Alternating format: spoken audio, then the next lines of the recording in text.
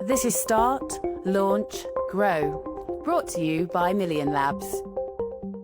Willkommen, ich bin Verena and I'm speaking to you from Germany, where we love good beer, claim to be efficient, but somehow fell in love with paperwork. Hi, I'm Simon, speaking to you from the rolling hills of England, where we love our tea strong, our weather unpredictable, and our fish and chips. Together, we'd like to offer you a warm welcome to the Start, Launch, Grow podcast. No matter if you're a professional looking to build a side venture or an established business owner rethinking how you operate, this podcast is for you. Each week, we aim to bring you closer to taking action and finally turning your idea into execution. So let's dive in. Here's what we cover in today's episode. In our catch-up section, we talk about the podcast launch and the rise of vibe coding. Then Simon sits down with Phil Schell, founder of Verena AI, to discuss his start, launch, grow journey. And finally, we wrap up with one clear takeaway. Let's get started. Hi, Simon. This is our first podcast episode. I'm surprised this worked out. Because I organised it, is that what you're saying? Yes. No German efficiency, is that what you're saying? So for those that don't know us, we are the partners at Million Labs. And Million Labs has been around for about 8 or 9 years, helped about 2,000 businesses build something. We specialize in building things in no code, vibe coding, and AI, making it quicker and cheaper. Yes, and over the past years, we have helped more than 2,000 people so far. And this is really why we thought, okay, now it's time to actually put that into a podcast. We are part of, so many journeys and have met so many interesting personalities. So it's really time to share their journeys. That was basically for us the biggest motivation to do this podcast. And another one I would say, Simon, is that what we see is that there are so many podcasts out there that really feature all of these, multi-million-dollar business owners.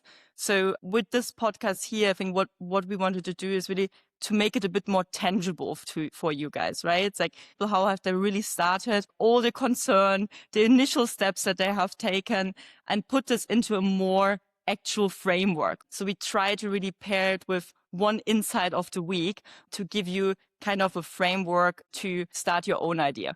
And I guess what we've learned over helping those 2,000 businesses do something, take an idea through to actual revenue, is that our start, launch, grow framework, we've used data that we've gathered from all of those startups to build this framework and figure out what are the right things to do and what are the wrong things to do. So we're kind of trying to take this art form and make it more into a science.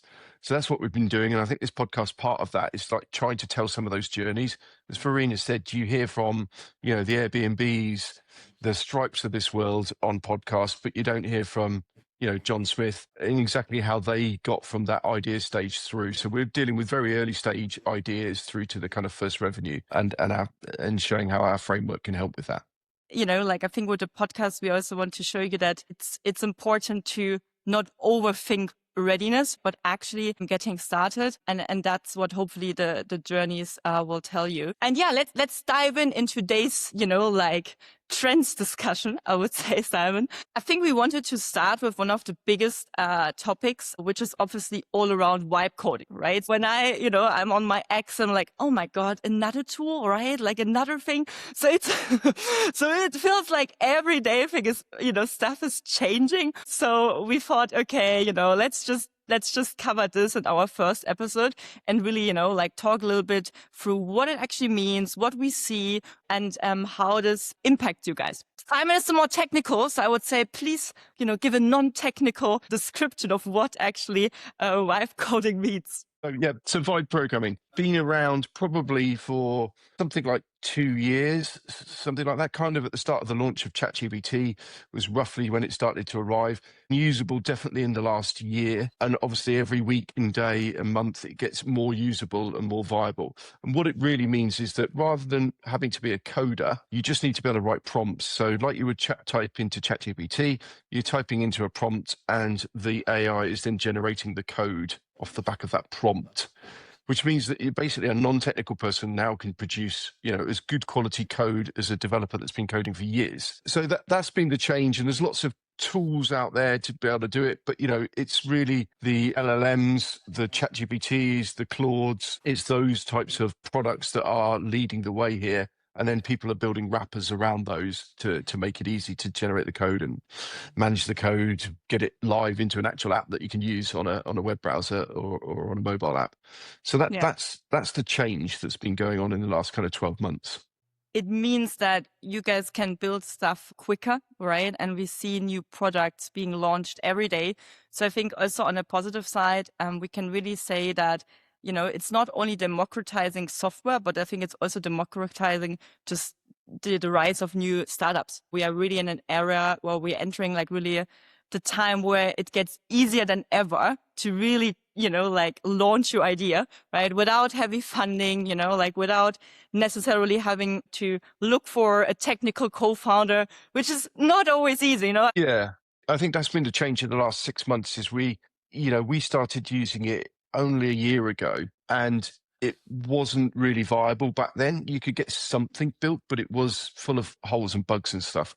Now we're seeing our customers come to us, whether they be founders or small to medium enterprises that have already built something. And as you say, they've built out the UI, so it looks like it works. You can click on things, you can fill in forms, you can do things. All the buttons seem to do something.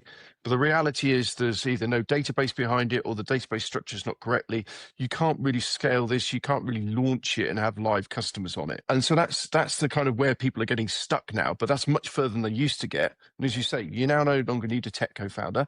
Now can get much further off your own back. You can kind of dump your idea into one of these prompts and have it produce something that is, quite remarkable, to be honest. But getting it over that hurdle of the next step, which is probably the last, 30, 40%, you can get to 60%. Getting over the last hurdle actually still requires a bit of skill. Not even necessarily technical skill, but it's skill in using the tools, etc. And maybe some technical knowledge, makes it easier and helpful. So I think that's where people are getting to at the moment. Yeah. Tools like Lovable, they're obviously running ad campaigns all over the place at the moment. So we're seeing lots of founders coming to us with like Lovable prototypes. I think it's also important to understand that obviously the vibe coding tools, they are all built on code, right? So you kind of combine both worlds. You have a no-code interface and then the coded backend. This is obviously quite powerful, but sometimes also a bit like scary, right? Like when they launch, because it feels like you are less in control of, is the code actually written correctly? How secure is it, etc. So especially when you go live and then have, like real users, these questions seems to be quite critical. And the low-code tools, obviously they're evolving as well. And lots of them are building in AI functionality into it to make it simple. But the reality is it's a bit like having to learn Excel. There are people that know how to do the basics and there are people that are like masters Excel ninjas. It's the same in a low-code tool. Is like to get anywhere, you really need to become a ninja in it. You need to understand it and they have a unique way of doing it and every tool's slightly different. Whereas I think with the AI tools or the vibe tools, you're just typing a prompt. So you don't need to really learn anything. I think the challenge is that you're just writing a prompt. So if you say, build me this app, build me a clone of Airbnb, it will, but it won't necessarily do any of the security. It won't do any of this kind of the scalability, building the data architecture to support multi-tenants and all these other things. It just won't do any of that unless you prompt it to do that. And if you've never built an app before, you don't know what to prompt it because you don't know what you don't know. So I think that's where we're seeing the gaps in people's stuff is that they don't know what prompts they need to add in. So that's, I guess that's where an organization like us come in and we can get them over the line. What we are always hearing, right, is that there is a big misconception that people think with why you can only build a demo, right? Or like a first product. And that might be true if you're doing it on your own, right? Like, and you're figuring things out along the way, right? But what we really see or have proven, I think, over the last years is really that you can build a production-ready app and go live. I mean, we are also working with a lot of, like SME type of businesses. They have like all their members, using Assisting every day, and they're still on that vibe coding tool. And I guess that's why we built our own CRM as a SaaS platform. It's called GoMillion.crm. And we built that as a tester to see what is the viability of not only developing something that's production ready, but also maintaining something that's in production. So you've got live customers using it and you want to add features, fix bugs, whatever it is. Can you still do that in a vibe world, i.e. just by prompting and not having to go into the code? So we've been running that for, 6-7 months now. There's 80 to 100 plus customers on it, and we're still doing it on Vibe. We haven't touched a single line of code. It's all been AI prompted. So I think that's proving that, yes, you can get it to production ready, and yes, you can maintain it without having to, call in a developer to do that.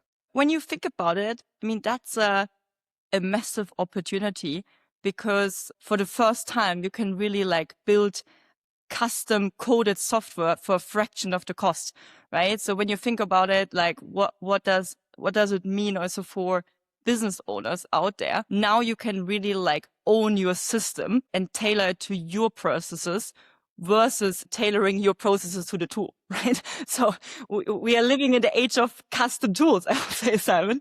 Yeah, it's suddenly become viable. I mean, we take our own business. We have, I don't know how many tools, but we spend £2,000-3,000 a month on various little subscriptions for various tools, and that could all be probably consolidated, or a lot of that could be consolidated into a single tool. That's why we built our own CRM, our own quoting tool, lots of tools that we've built, just because if we buy it off the shelf, we're using 20% of the features, but we're paying for 100% of the features. And as you said, we're adapting ourselves to fit the way that the software works, not the other way around. Now we can actually just build that code, and so could have any of our customers build, a coded environment that is specific to them. So an app that works for them, does it exactly the way they do it.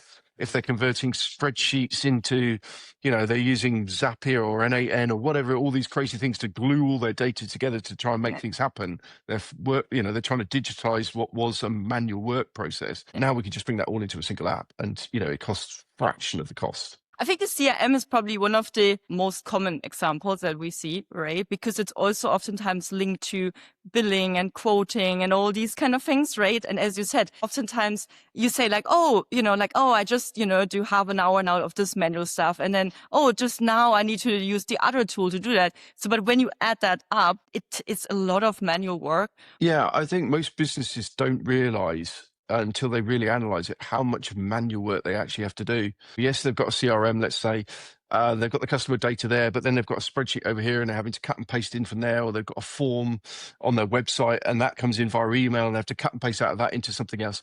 All of those things that they're kind of doing that add up, and there might be 5 minutes here, 10 minutes there. Suddenly, actually, there's hours of manual process going on with moving data around that could all just be brought into a single app. And actually, it means you don't need to hire that other person to scale, or it means maybe you can get rid of that person to scale and still scale.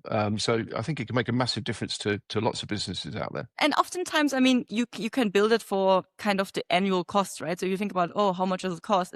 It's really like less probably than what you think, especially for those. I mean, at the beginning, it's often quite cheap. So I would say as a startup founder, probably at the beginning, it doesn't matter, right? Because it's maybe just you using a tool and it's quite cheap. But once you kind of scale and have multiple people coming on board, you often have to pay per seat, and there are a lot of hidden costs you basically have now, like an alternative.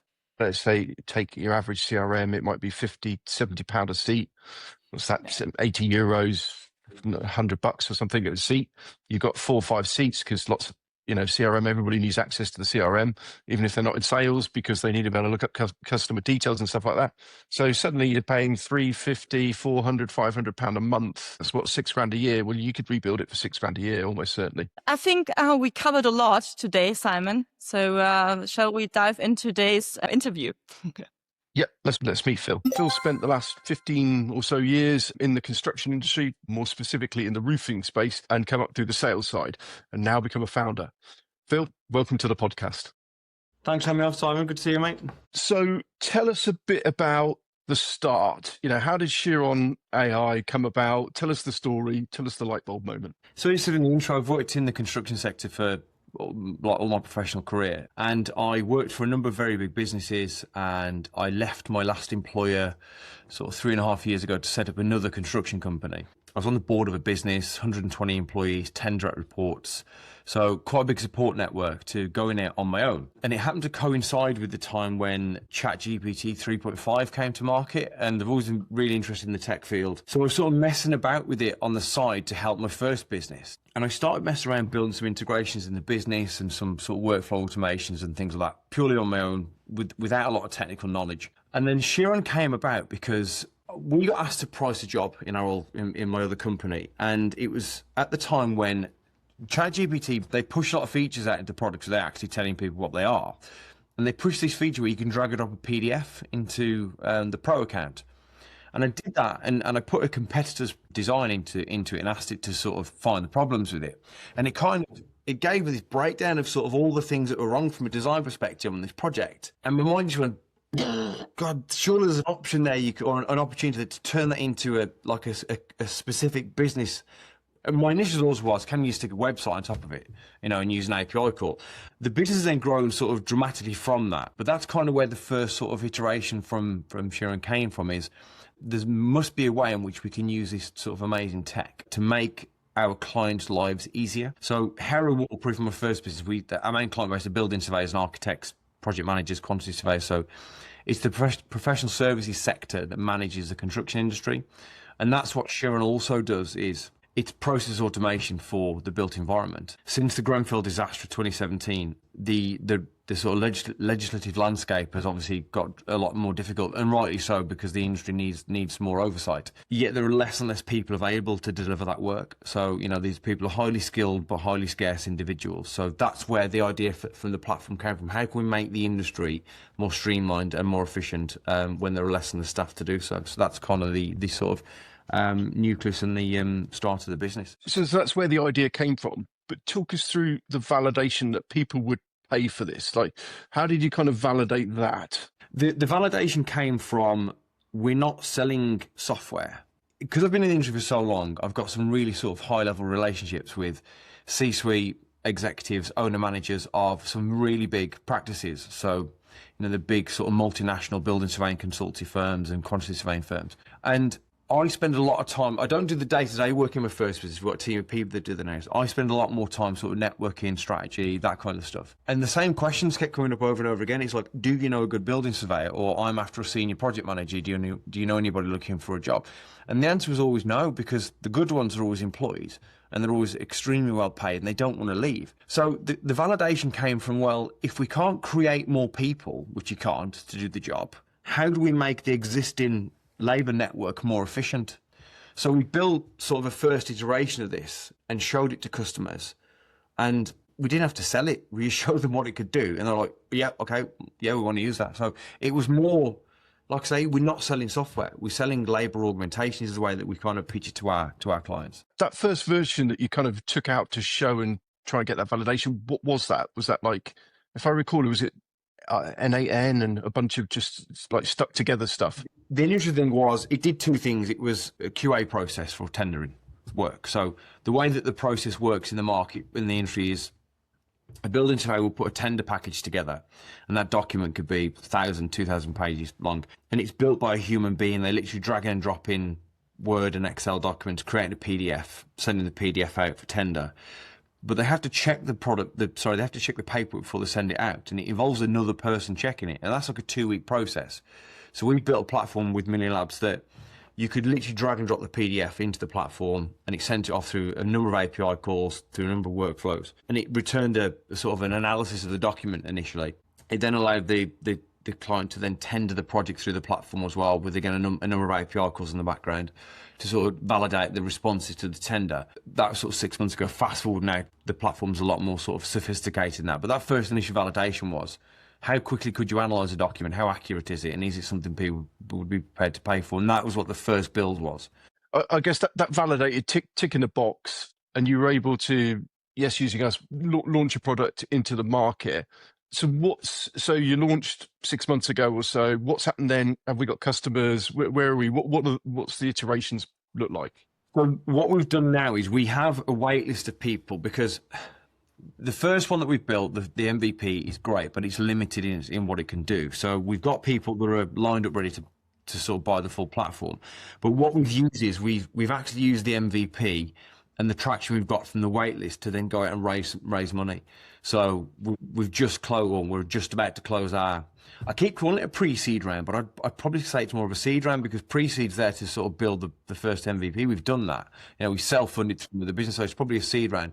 We've just closed 250 grand through a load of angels that we know, industry-specific angels. So they're people that are they know the sector. They're either retired building surveyors or people who've worked in construction. So it's easier to sort of sell them the vision because they understand that. They not only do they understand the language of the industry, they understand the pain points of the industry as well. So we're just sort of dotting the I's and crossing the T's with the legal team to get that money into the company. So, and then once we've got that, we've got a sort of a full-blown development team ready to go and a sales and marketing sort of roll out all planned. So we're just waiting to get that money in the door to then build and really start shipping the product properly. I mean, it absolutely makes sense to start with angels in your industry because they get the product, they get the problem. So that's a really nice position to be in because lots of startup founders are pitching to, particularly in our area in the Midlands, they're pitching to, ex-manufacturers that have no clue about tech. And that's always a challenge because you've got to get over that hurdle before you even get, close to their checkbook. So that's good. But what, in terms of your pitch, were you showing them, obviously, MVP, existing capability and plans for the future about what it might look like in further iterations, but also showing them, I guess you've got no live customers on there, so you weren't able to show them customers using it? No, we weren't. But what we did was we spent a lot of time working with a pitch deck specialist and a data room specialist that had done this before for other companies and raised serious amounts of money without sort of paying customers ready to go, which is what we did. Like, I think it certainly helped that they were industry-specific angels. But I think what a lot of founders get wrong, and a lot of people in the tech industry get wrong, is they kind of talk in echo chambers of, they talk about the tech and they talk about what the software is, what it looks like, and that. They need, so what I think is founders need to learn to be able to tell a story. It's not about the tech. Clients don't care what the tech stack is in the back, and they don't care how it's built, what language is built in. The customer base care about outcomes. And if you can sell the story of the outcome, the rest of it kind of will fall into place. We actually had term sheets from 2 venture capital firms as well, which we turned down. The terms obviously weren't as good. We were able to sell the story to VCs based on that, that outcome and the gap in the market that we've spotted that we think the platform is going to fill. I mean, you're absolutely right. I mean, we've always said, as an organisation that are working with hundreds of thousands of startups, is that the tech feels like the barrier to start with, but actually now the barrier's really dropped with AI and no code and all these other things. The real barrier is the sales and marketing, telling that story, finding your first customer, finding your second customer, etc., and building upon that. And we definitely see that as becoming the kind of the bottleneck. Because as more people can get an app into the market, there's going to be more competition in the market with apps, whereas before, and the same with pitching to investors, isn't it? Is if you go there and you've just got your pitch deck, well, you're not quite as good as the guy that stood next to you who's got a pitch deck and an MVP. And you're not quite as good as the guy who stood next to him that's got a pitch deck, an MVP, and paying customers. So, everything's kind of moving up the stack, as it were, which I think is, is a positive thing. It's lowering those barriers. But you're absolutely right. You've got to get the story right. And I guess you come from the sales industry, so that's your bread and butter, is telling the story. One thing I'm very good at doing is exploiting the skills that I've got, and I think I'm very fortunate that I've worked in sales and business development all my career. So that's one thing that I did take advantage of is I did have that ability. But you are right though. I'm a non-technical founder. I understand how tech fits together and how it works, but I can't write a line of code. But what I also know is I'm very good at understanding that and then supplementing those gaps with people in the team that can do those things. So I think it's also really important to sort of remove your ego from this for a lot of time as well. I think, well, if I can't do that, there's probably somebody out there that's better than me that actually can, which I think is a really important skill that a lot of founders miss. They think they've got to be able to do everything. And also just back to the MVP thing as well. There's a famous quote from somebody that said, if you're not embarrassed by your first product, then you're shipping too late. I know it's a bit of a cliche to say that, but when we first put out, the first time we ever demoed it to somebody, it fell over, it didn't work. And it's like, and I was like, oh God, that's horrendous. But then what I realized is that the client was still impressed by what we were trying to achieve. The fact that it didn't actually work was kind of because that was fixable. It was like, I can see what you're trying to solve here. They could see that. So, and that's also something that's really important as well. You don't want to thinking you're going to be shipping a finished product, because it's never the case. If you look at some of the biggest tech companies and startups in the world, where they are now compared to when they first started, they're like a completely different business to what they were. So something else that people need to get over is like, take your ego out of the way and just start putting these things in front of customers. Just see what the validation you get back from them is. And I mean, it's a really key point, and it's one that we bang on about. Is like ship ship early, ship quickly. But I think, as a salesperson, some of those skills comes of being rejected. You're used to that. You go through that sales process, you're used to it. Lots of our founders are not used to that. And therefore shipping means potentially being told that's crap and I don't want it. And so that, the obvious thing there to go is, well, that sounds a bit painful. I'm just going to move that to the right a bit by delaying it, adding a new feature, doing something else. I've got to get my social media running first. All those things that founders do to prevent that difficult conversation. But you're right. You need those difficult conversations because that will help shape you and improve your chances of success. Again, it's just something it's never been an issue really for me because I've always worked in the industry. Like I see that, every no is just one no close to the next yes, isn't it? Another thing I'm fortunate is that I'm a lot older than I think a lot of founders are these days. The image of a founder is some kid that's sort of fresh out of university with a computer science degree. I mean, I'm in my 40s and I've worked in I've worked in the corporate world for a long time, and I've started and built a successful business before I started my tech startup. So that was an advantage to me. But these are skills that can be learnt as well. The great thing about where we are in the history of the world is that there isn't anything you can't teach yourself these days. So bear in mind, you've gone through start, launch, and you're sort of into the grow, although you're raising investment and hopefully closing soon, and then you'll be into that grow phase. What's the kind of one thing that you thought was a lot harder than you thought it was going to be? What's that one thing that you went, bloody hell, that took longer or that was more painful than you thought it was going to do? Because I'm not from the tech industry, is finding a good development team to sit underneath you.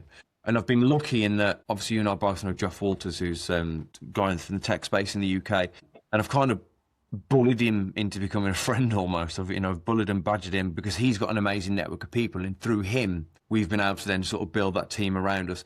I went into this kind of naively thinking, it'll be a piece of cake. We're not trying to raise that much money. And, you see all the stuff you read books and you watch stuff on the internet and you think, well, there's billions of dollars sloshing around in this industry. It can't be that difficult to raise some money. But it wasn't as easy as I thought it was going to be. The legals have been quite tricky as well, getting the cap table right. I've seen 3 or 4 term sheets now, and there are a lot of things in them, especially from VCs, that can trip you up.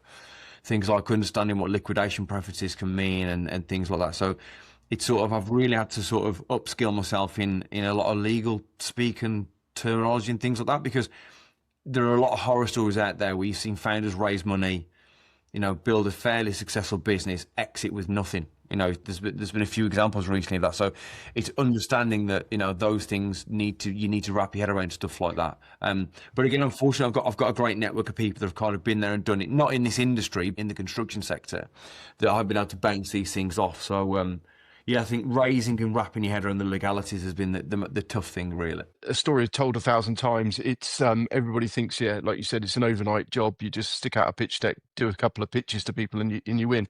And the reality is, and you're probably better ratio than this, but it's something like 50-1. You pitch to 50, angel investors, and you get 1 to agree it. And getting in 50 people's diary is hard, but if you need 10 investors, that's 500. It just takes months and months and months to get it over the line.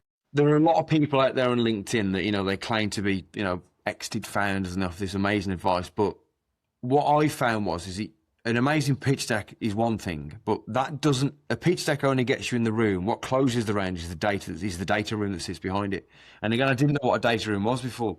So again, if anybody's looking to raise, yes, a pitch deck is important, but then when people really start to scratch beneath the surface, they start looking at things like contracts you got with customers, employment contracts you got with your staff, P&Ls, business cash flow forecast, business plans. That stuff is probably more important, but a lot less sexy, because it's easy. You know what I mean? It's easy. So I got hold of Uber's pitch deck from when they raised their Series A, and he's like, oh, that looks amazing, but that wasn't what got them the money. It was all stuff that's signed underneath that you can't see. That's really important. It's understanding that, really. Okay, so that's one thing that you kind of felt was slower or harder than you thought. What's the one thing that's been relatively easy? Like I say, utilising my existing network has really, really helped the business. One thing I'm very good at is spotting opportunity, and I think it's a skill that can be taught. And I'll give you an example of this, because this came from the build actually with Mini Labs. So when we first pitched the MVP, we wanted a particular feature within it where the AI could scan a handwritten document. and pull out the data. And it got kind of lost in translation, really, as to where it was possible, but it was outside of the scope, and it would have been very expensive to engineer in the back end. So we dropped it. And what I've realised is that by doing so, it's forcing our industry, the construction industry, to modernise. Rather than looking at handwritten documentation, it's forcing people to put things through electronically. So it's about to see, rather than seeing that as, because I got quite annoyed at that with our CTO. I was like, why is that being missed? That's something we need in the product. Rather than getting really annoyed about it, I thought, well, actually, let's use that to our advantage to sort of modernise the industry. So that's really important. That is to look at look at everything as an opportunity rather than a barrier. There's always opportunities to be found in things like that. So that was a really important lesson that we learned in the product development cycle. You know, everybody comes into sort of building out their product with the whole product built in their head almost, you know, like they've spent nights building out, it's going to have this feature, it's going to have this feature, it's going to have that feature. And very few have actually sat down with a customer to kind of go through that journey with them. And it's only after the MVP's launched that the customer goes, why would I ever use that? You know, and you go, well, that cost us $2,000 to build that bit of it.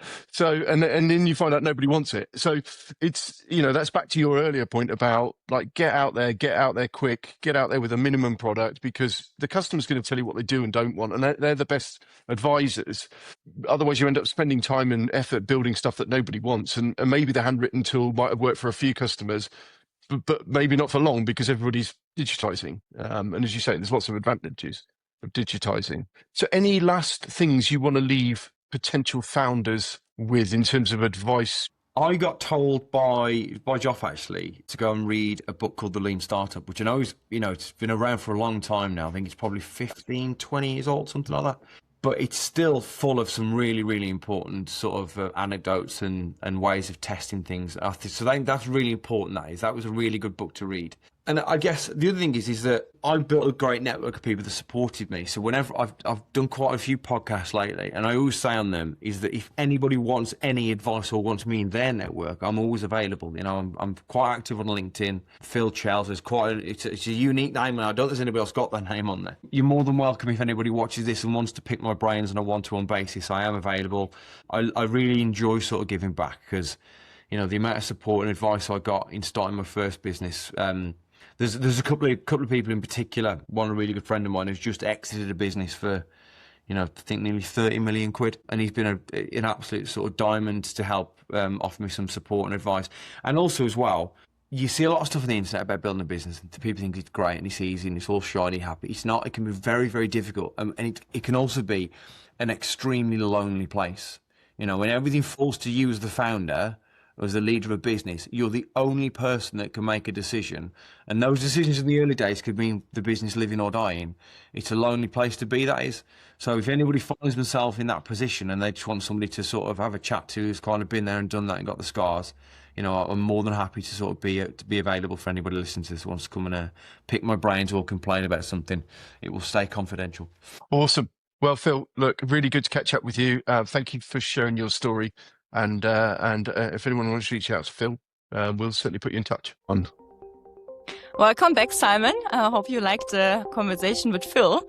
So what is one of the key takeaways that you got out of the chat with him?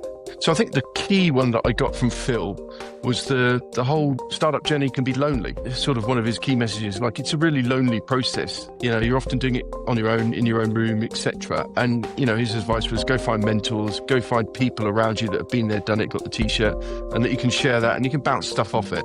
And so I think, you know, that community piece is key. So yeah, startup ship is lonely. If you enjoyed this episode, subscribe for more conversations like this. We also share practical start, launch, grow insights in our newsletter. Just visit millionlabs.co.uk to learn more. Thanks for listening and see you next time.